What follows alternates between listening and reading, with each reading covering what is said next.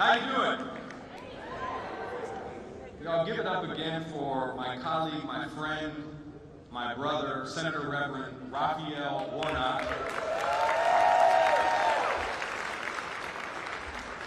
And she is not quite here yet, but she'll be with us soon. So let's warm up and demonstrate our capacity for appreciation. Put your hands together if you're proud and grateful to have the Vice President of the United States with us here.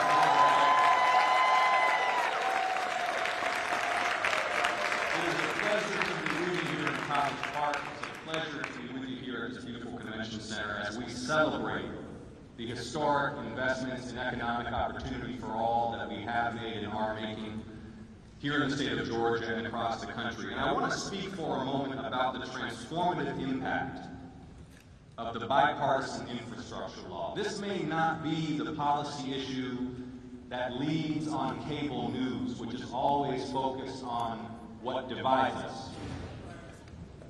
This may not be the policy issue that gets the most attention on social media, where that which divides and inflames rises to the top.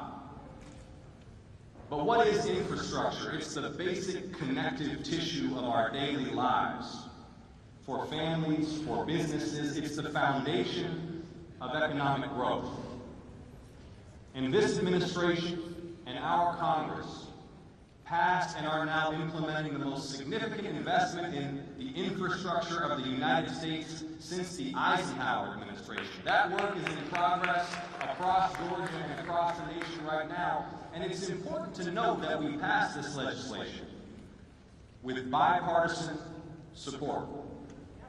We brought folks together to do what is in the people's interest. As divided and polarized and bitter and even hateful as American politics can seem right now, we united the country to do what is in the national interest. Now, what does that mean day to day in the daily lives of folks here in Georgia and across the country? This is why in Clayton County, stormwater infrastructure is being upgraded to prevent the flooding of homes. This is why in rural communities across Georgia, broadband internet is being expanded in an effort whose ambition can only be matched by the rural electrification efforts of the 1930s. This matters in our daily lives. This is whether or not that third grade girl in South Georgia has to be driven down to the McDonald's to get on Wi-Fi to do her homework, or can do it at home. This is whether or not underserved communities across our state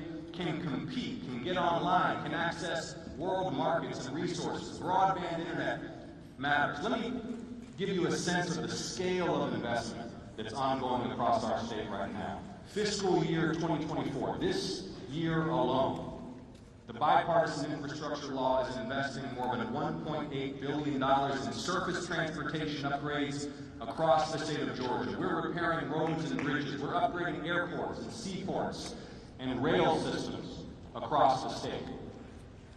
And this is a long-term down payment on our economic competitiveness, on public health, and on our quality of life. So as this election season heats up, and you hear so much divisive rhetoric, and there are so many efforts to tear Americans apart, let's stay focused on what matters: our health, our safety, our opportunity for every community here in Georgia.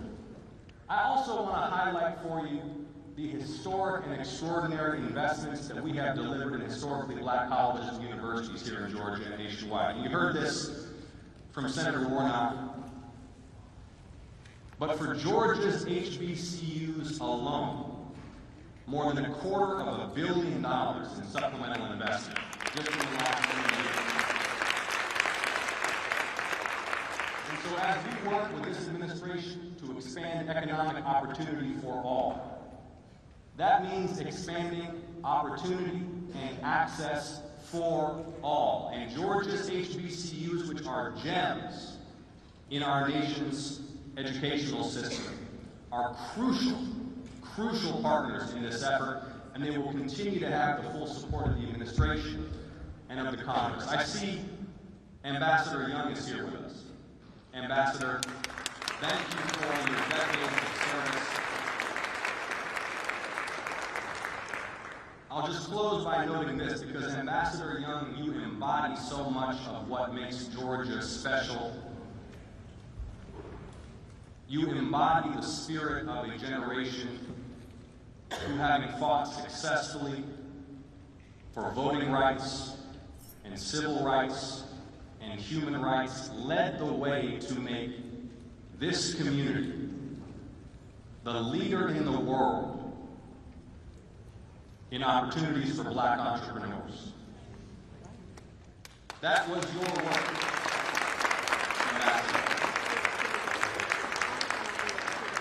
And I know that the Vice President is here, and we are united in this effort to continue ensuring that every community in the state of Georgia has access to capital, has access to education, has access to markets, so that we can live up to the legacy and the example that you set. Thank you, Ambassador. Thank you all for being here to welcome the Vice President of the United States to the state of Georgia. It's a privilege and an honor to represent you in the United States Senate. Thank you so much. Thank you.